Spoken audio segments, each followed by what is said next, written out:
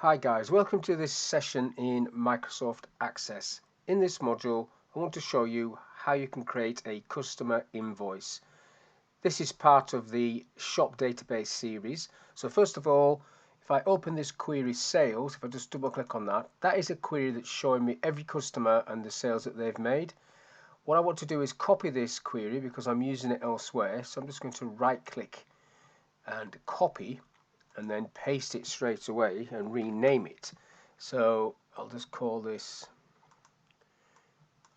query invoice, QRY invoice, and then OK to that one. So I've got invoice. Now if I right click on that, I can edit it. So I want to change this slightly. So I want this to be a particular customer. So at the moment when I run this query, it's a copy of it, it's going to show me these people, but I want to be able to type a customer. So if I just go in there and just do a parameter query and just type in enter name.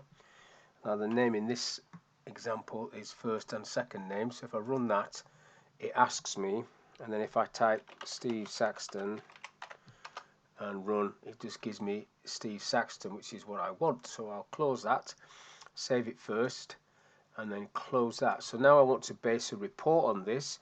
So create report, and I'll just pick this one, and it asks me for the name again. So if I do Steve Saxton, it'll just show me the report, which is very basic in what this looks like.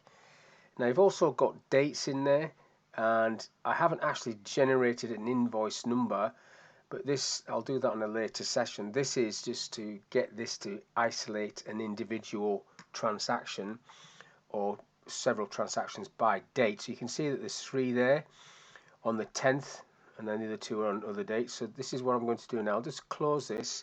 I will save it. I'll just put RPT in front of it to RPT, name that.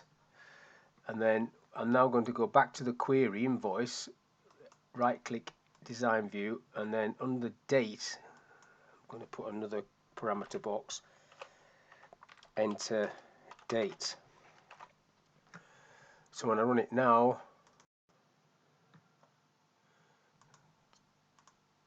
wrong bracket, square bracket, when I run this now it should ask me for a name, so I'll just do Steve Saxton again, and then the date, so 10th of March 23, and it shows me those 3 records, the purchases for that date. So if I save that, close this down, now let's just run that invoice again. It's still going to ask me the same questions as a report, Steve Saxton, and then the date 10th March 23, and it gives me the same 3 bits of information. But now I need to make this look a bit more like an invoice. So if I close this down, what I'm going to do is click onto the invoice and create a form, a report myself. So I've clicked on that. I need to select the record that I want it to look at. So query invoice, that one. And then the fields I need to position where I want them. So customer name can go at the top. In fact, before, I don't want it in the header, I want it to go in grouping, so I need to add a group. So I'll have a customer header, customer name, and then I'll put that in there, customer name in the customer header, and then I can just push that up a little bit. And then the products, so if I bring the product stock across, and quantity and date of sales, let's have a quick look at that. Now this is a bit of a pain while you're designing this, because it's going to ask you for that all the time, so perhaps I should have done that afterwards. 10th of the 3rd 23. Yeah, so it's keeping them quite separate at the moment. It's just the 3 items, so I need to tidy that up in design. So if I just push this stock and then quantity over here and date over here, and then I can bring this right up out of the way. Now we've got order value as well, so if I bring the order value field underneath, you've got the order value there. Now at the moment I haven't got a summary area, so I've not got a group footer, but I'll put that on. So you go down here more, and then you've got with footer section, drop this little arrow down, yep, and then you get your little footer section. So my name and everything there, I can just do a little sum in there. So if I do an AB box, so because there's 3 items, I can just type in there equals sum, and then order value it is that I need to look at, sum of order value. It's got to go in square brackets, and then this will need to be formatted to pounds. So I'll go to the property sheet, format currency, just type C and it'll put currency in there for you. And then this one, you can make this a little bit bigger. This can be the invoice total, and then just sit this wherever you want it to be basically. And then you're bringing this up because this is going to take a bit of space. Now I want that to be bold, so I'll go to format, let's make it bold. I'll make the customer name bold as well.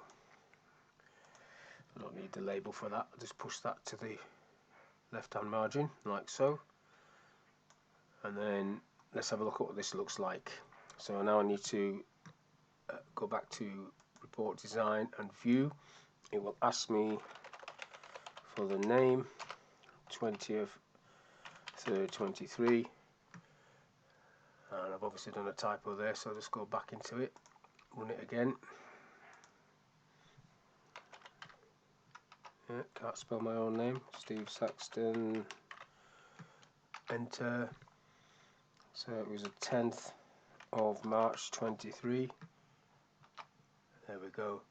So it brings all the stuff in. You can see I've got this truncated here, so I need to either get rid of the label and just move this around, but that's the total for the invoice, and then all these boxes are in the way. So I'll go back into design, and so we've got order value, date of sale, don't need that label, get rid of that. Quantity is okay. Order value, I can just move that across a little bit.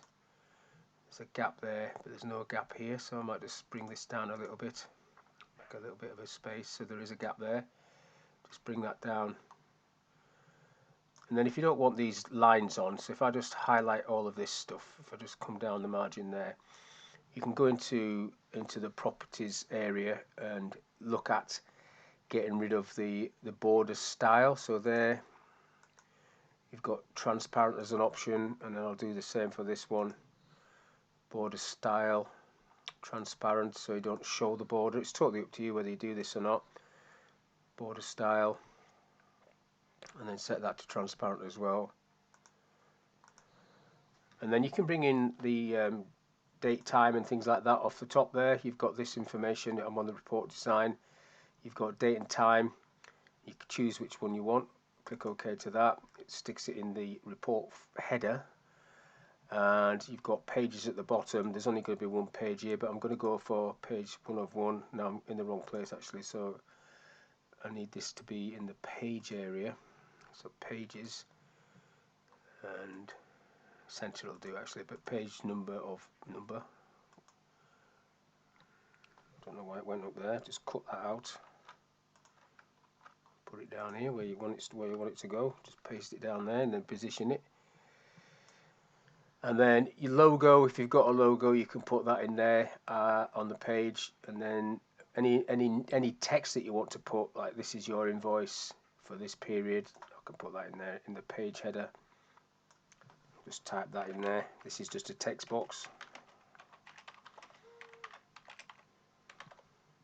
This is your invoice, and then position that wherever you want that to go. Just put it there, and then you have a look. So I suggest you, before you do the parameter query, you probably just set this all up so you can see how it works. So let's have a quick look. So type in my name again, Steve Saxton, enter, and then the 10th of March 23. So now it looks a little bit better. So you could maybe put the date of these transactions at the top there, as opposed to having it as separate lines, but order value £1, £6, £4, total value £11, page 1 of 1, and that's the date and time. And then this is your invoice. Where you've got the date and time there, you can put some more information, bigger information, company logos. You maybe want to put that up there so it sits at the top, but it's totally up to you. But that's okay. I'm going to save this and call it RPT main invoice so I can remember what it is. Click OK to that, close this down, and then you just have a look at the table sales, and let's go for who else has had more than one thing. Dave Jones has bought 2 things, so if I run that report, type Dave Jones, I can't remember the date, so I'll have to guess at the date, but it's probably the same. No, not. So let's have a look at the date. Dave Jones, 12th of March was. So go back into design on this one and then just view it again. Type Dave Jones. And then the date is the 12th of March 23. And then you can see the 2 items for him and the total cost. So what we need to do on the next session is look at an invoice number, because obviously there is no invoice numbers here. So I might have to redesign or add a field into the table for an invoice number, but then I'll sort that out, and you want the invoice number to appear automatically on this invoice. But that's all I want to talk about in this little session, so hopefully that's of use. Thank you for your time, and I'll catch you on the next one.